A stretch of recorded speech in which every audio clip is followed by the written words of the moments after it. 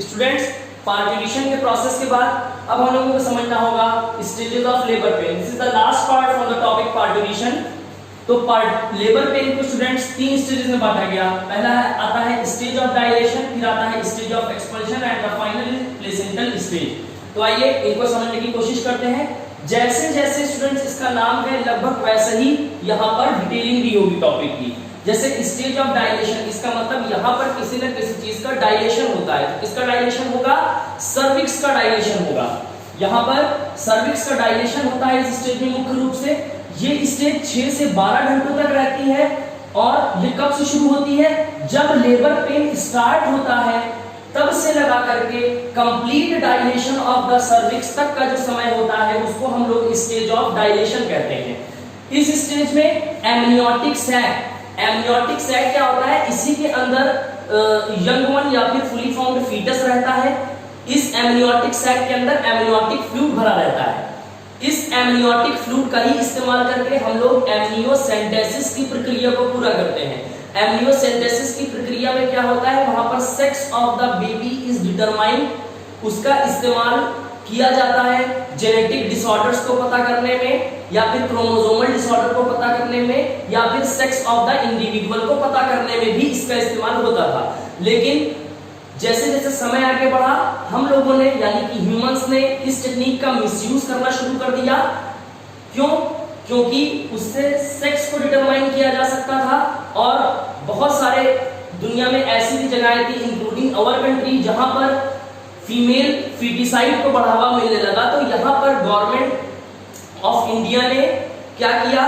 Amniocentesis में sex of the individual को determine करने वाला जो पार्ट है इस पार्ट को बैन कर दिया। यानी कि एमनियोसेंटेसिस तो किया जा सकता है लेकिन उससे हम लोग सेक्स ऑफ द इंडिविजुअल को बता नहीं सकते हैं। इट इज इलीगल, ये इलीगल है। तो समझना होगा क्या हुआ यहाँ पर। 6 से 12 घंटों का है ये।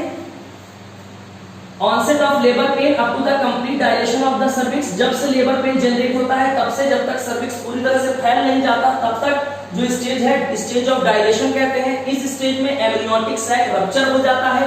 जब एमनियोटिक सैक रप्चर होता है स्टूडेंट्स तो एमनियोटिक फ्लूइड भी वहां से लीक करने लगता है, निकलने लगता है और वो सर्विक्स के थ्रू आता हुआ वजाइना से बॉडी के बाहर आ जाता है। देखिए लिखा हुआ है amniotic fluid is given out of the body through the vagina.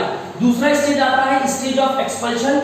इस स्टेज को students it last for from 10 minutes to several hours, कुछ मिनट से लेकर के 10 मिनट से लगा करके कुछ घंटों तक रह सकता है ये स्टेज। और तीसरा स्टेज आता है स्टूडेंट्स प्लेसेंटल स्टेज। डिलीवरी होने के बाद जब तक प्लेसेंटा बॉडी के बाहर नहीं किया जाता तब तक जो स्टेज रहती है उसको हम लोग प्लेसेंटल स्टेज कहते हैं।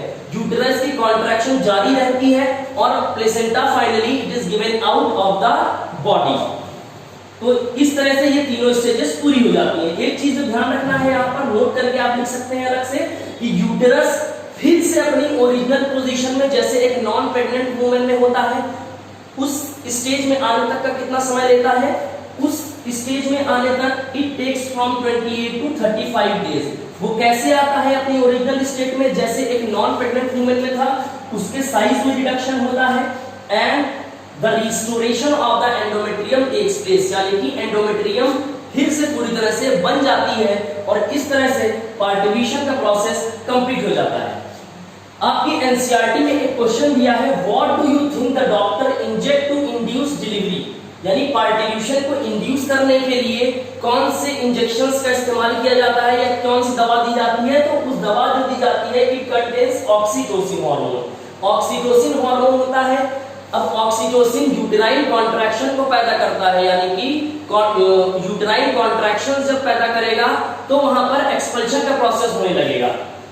तो इस तरह से ऑक्सीटोसिन को दिया जाता है and this oxytocin is available in the market in the form of injection.